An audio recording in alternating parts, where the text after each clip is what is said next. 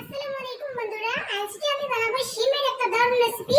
আর রেসিপিটা বানানোর জন্য প্রথমে আমি নিয়ে নিয়েছি বড় চামচে 1 চামচ ময়দা, আর হাফ চা চামচ লঙ্কা গুঁড়ো, হাফ চা চামচ ধনিয়া গুঁড়ো, হাফ চা চামচ হলুদ গুঁড়ো, আর দিয়ে দিলাম মিক্সচার মশলা হাফ চা চামচ, আর দিয়ে দিলাম চাট মশলা হাফ চা চামচ, দিয়ে দিলাম সাথে অল্প গোলমরিচ, আর দিয়ে দিলাম স্বাদ মতো লবণ এন্ড সাদা অয়েল দিয়ে আমি ভালো করে এবার সবগুলো মিক্স করে নেব।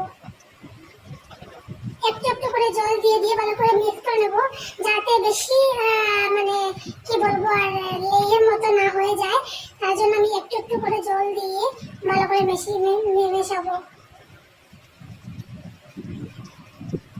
ভালো করে মিক্স করা হয়ে গেলে তারপরে আমি শিমগুলো দিয়ে কিছুক্ষণ ম্যারিনেট করে রাখবো। শিমগুলোর সাথে ময়দার এই ব্যাটারটা লাগিয়ে কিছুক্ষণ আমি রেখে দেবো। তারপর আমি এগুলোকে ভাজবো। এভাবে আপনারা শিমগুলোর সাথে ব্যাটারটা লাগিয়ে নেবেন। এই রেসিপিটা আপনারা যদি কেউ আগে খেয়ে থাকেন বা বানিয়ে থাকেন তাহলে অবশ্যই তো ভালো।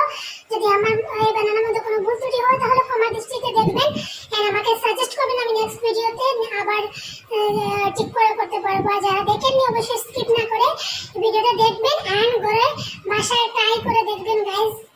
কি বলবো, খেতে কিন্তু অসাধারণ সুপার একটা রেসিপি। অবশ্যই আপনারা যারা যারা খাননি বা ভিডিওটি দেখেননি অবশ্যই দেখবেন, যারা যারা খাননি রেসিপিটা ট্রাই করেননি বাসায় অবশ্যই ট্রাই করে এসে আমাকে কমেন্ট করবেন। সো দেখো আমার শিমগুলো ভাজি হয়ে যাচ্ছে অলরেডি, এক সাইড হয়ে গেছে আর এক সাইডটা বাকি। আমি এইভাবে করে সমস্ত শিমগুলো ভেজে নেব।